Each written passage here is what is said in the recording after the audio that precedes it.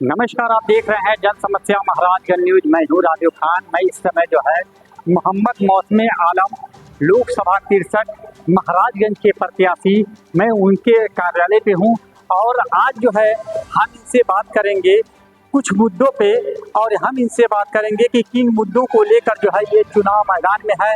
और एक चीज़ और मैं बता दूँ कि देखा जा रहा है अक्सर कि गांव ग्राम सभा में अपने सहयोगियों के साथ जो है जा रहे हैं और मुलाकात कर रहे हैं, उनसे मिल रहे हैं और ये बता रहे हैं विकास के बारे में और उनको ये समझा रहे हैं कि अगर मैं चुनाव जीता तो उसमें जो है बेरोजगार जो लोग हैं उनके लिए क्या है और जो ग्राम सभाओं में जहाँ तक रोड नहीं है उनके लिए क्या, ये सारी चीज़ें हैं हम बात करेंगे।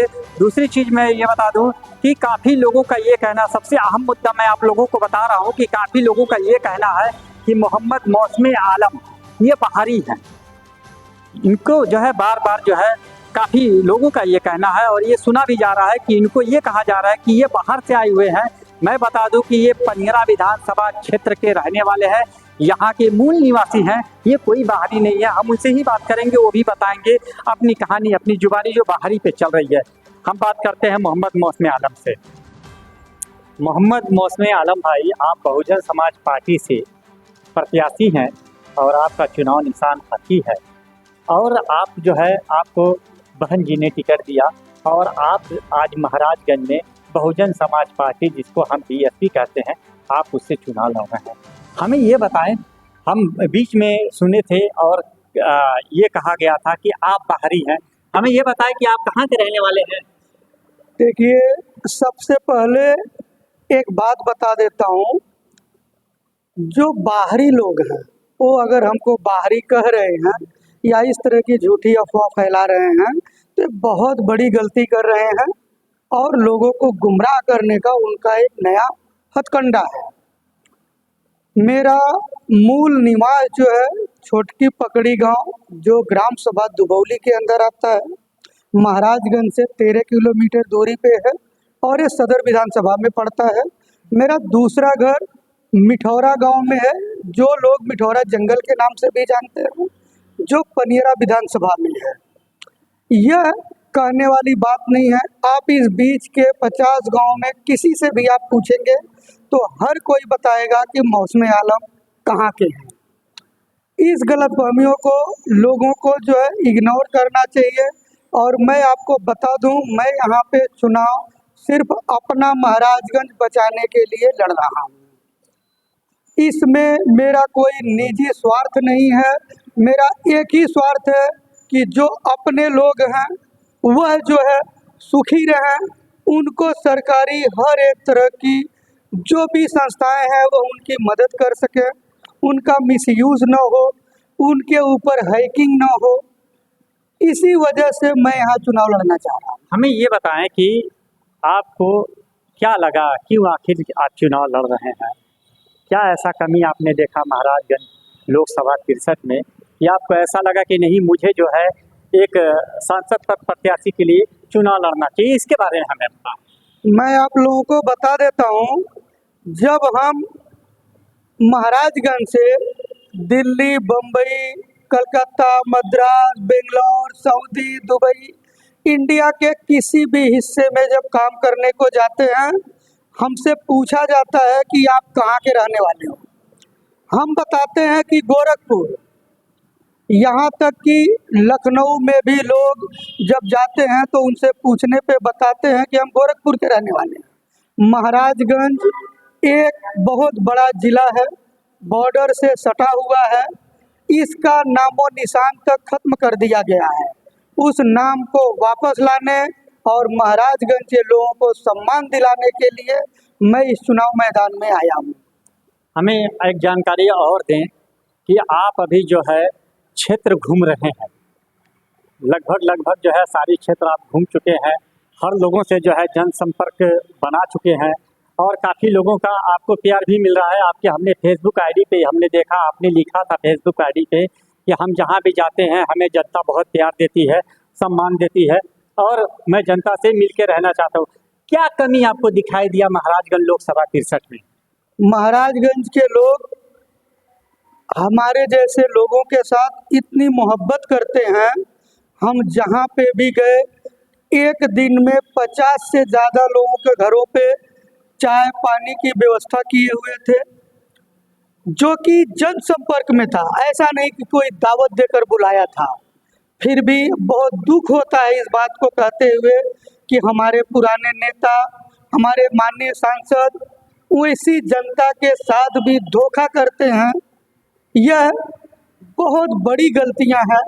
लोगों को जनता के लिए काम करने चाहिए। हमें ये बताएं, लोकसभा 63 महाराजगंज में विकास आपको कहाँ तक दिखा?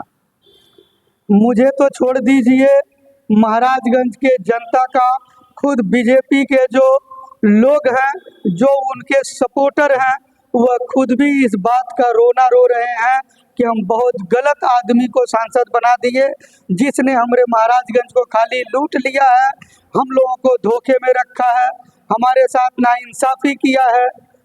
और जहां भी आप जाएंगे, किसी भी गांव में आप गाड़ी को आसानी से पार नहीं कर सकते।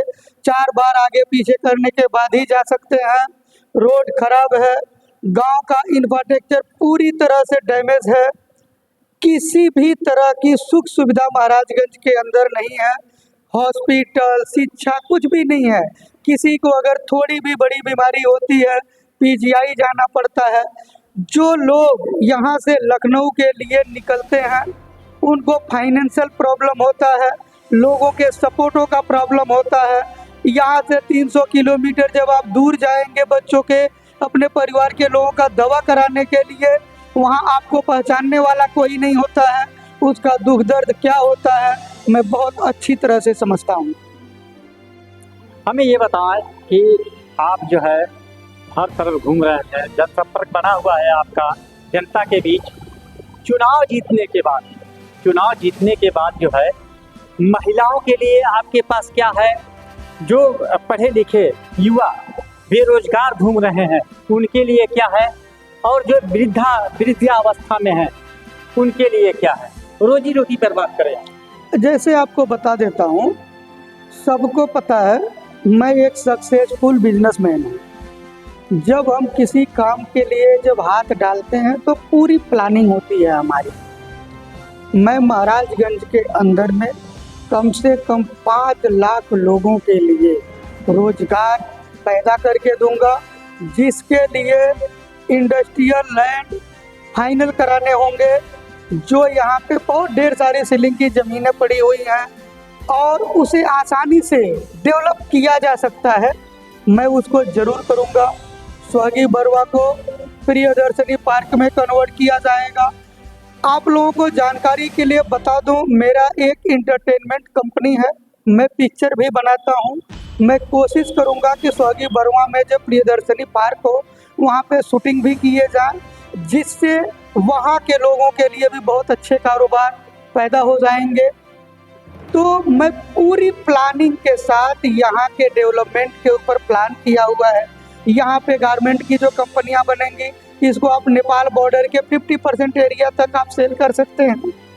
बहुत बड़ा बिजनेस का थ्रो है यहाँ पे, उसे किया जा सकता है और मैं जरूर करूँगा। आपने जो है ये यूथ के लिए बताई है। जो वृद्धावस्था में है वो काफ़ी परेशान होते हैं। वृद्धावस्था में 60 साल के बाद जाने के बाद जो है उनका मात्र जो है पेंशन पे वो आधारित हो जाते हैं। उन वृद्धा लोग, जो वृद्ध व्यक्ति हैं, उनके लिए क्या? देखिए, जो भी वृद्धा लोग हैं, हम सब लोग जानते हैं कि उन्हें ज़रूरत होती है लोगों के साथ की। उस समय मैं लोगों के अंदर बात करूंगा। जो भी युवक लोग हैं, वह उनके साथ जितना प्यार हो सकता है उतना प्यार करें। और वृद्धाओं के लिए जो भी सरकार की स्कीमें हैं, उसको बहुत तेज़ी से काम किया जाएगा। प्रशासनिक तौर पे कोई भी उसका दुरुपयोग न कर पाए, इसका पूरा ख्याल रखूँगा। आपने बोला महिलाओं के लिए, घर गृहस्थी चलाने वाली, जो घर गृहस्थी चला रही हैं महिलाएं, उनके लिए बताइए। देखिए, जब आपके घर का एक आदमी अच्छे ढंग से कंपनियों में काम करता है, तो बहुत ढेर सारे बिजनेस पैदा हो जाते हैं, जो घर की औरतें भी कर सकती हैं और उन्हें करने की ज़रूरत भी नहीं पड़ती है। उसके ऊपर पूरा का पूरा R&D किया जाएगा और उस पर काम किया जाएगा। मैं बता दूं आपको कि मैं जो है बहुजन समाज पार्टी के लोकसभा 63 महाराजगंज के प्रत्याशी मोहम्मद मौसम आलम, जो मिठौरा विधानसभा क्षेत्र पनियरा मिठौरा ग्राम सभा के रहने वाले हैं, हम इनसे बात कर रहे हैं और ये इस समय जो है बहुजन समाज पार्टी के प्रत्याशी हैं। हमने इनसे यह जाना कि चुनाव जीतने के बाद इनका जो है मैनिफेस्टो क्या होगा और पब्लिक के लिए, जनता के लिए, जो जनता वोट देकर इनको संसद में भेजेगी उनके लिए ये क्या करेंगे। इन्होंने अपनी सारी बातों को जो है बहुत अच्छे से रखा और बहुत अच्छे से बताया। हमें ये बताया मोहम्मद मौसम आलम भाई, और ये जो है चुनाव अब चल रहा है, प्रक्रिया अभी नामांकन नहीं हुआ, नामांकन की क्या तारीख आपने रखी है? कल 9 तारीख को मैं नामांकन करूंगा। कितने बजे?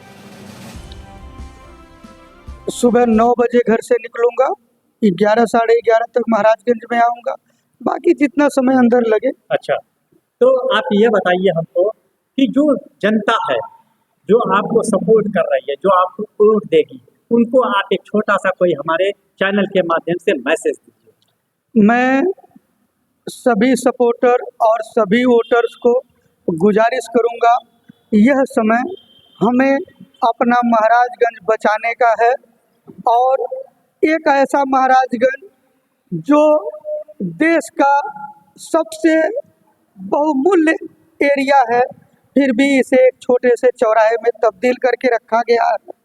इसको बचाना है, इसको डेवलप करना है, यहाँ पे अच्छे कारोबार के लिए इंडस्ट्रीज बैठाने हैं। आप सभी लोग कल हमें नामांकन के टाइम पे आकर सपोर्ट करें और आने वाले 1 जून को हाथी के चुनाव चिन्ह पे मोहर लगाएं, खुद जीतें, अपने महाराजगंज को जिताएं और अपने भाई मोहम्मद मौसम आलम को। मैं मोहम्मद मौसम आलम से बात कर रहा था इस समय और मैं इनके कार्यालय पे हूँ और इनसे हम सारी जो है तफसील से बातें हमने किया है। ये यहाँ पे इनके समर्थन भी बैठे हैं, मोहम्मद नदीम भाई हैं यहाँ पर और भी समर्थन इनके हैं। मैं बता दूँ आपको कि यहाँ पर जो है काफ़ी संख्या में भीड़ होती है, काफ़ी समर्थक इनके आते हैं, इनसे मुलाकात करते हैं, इनसे बात करते हैं, अपनी समस्याओं को से अवगत कराते हैं और मोहम्मद मौसम आलम का जो है जहाँ तक उम्मीद रहता है कि उनके समस्याओं को समझे और उनके समस्याओं का किसी भी तरह से जो है निस्तारण करे। मैं आपको बता दूं कि इन्होंने ये कहा है कि अगर मैं चुनाव जीतता हूं तो जो महाराजगंज, ये बराबर यही बात कहते चले आ रहे हैं कि महाराजगंज का चौराहा एक चौराहा बन गया है महाराजगंज, कोई यहाँ पे विकास नहीं है, ये चुनाव जीते तो महाराजगंज का विकास करेंगे। और इन्होंने जो है वोट और सपोर्ट दोनों को जनता से मांगा है। अब देखना है आने वाले जो है जब वोट पड़ेंगे तो कितना वोट और कितना सपोर्ट मिलता है, ये तो वक्त ही बताएगा। आप देख रहे हैं जन समस्या महाराजगंज न्यूज, मैं हूँ राजू खान।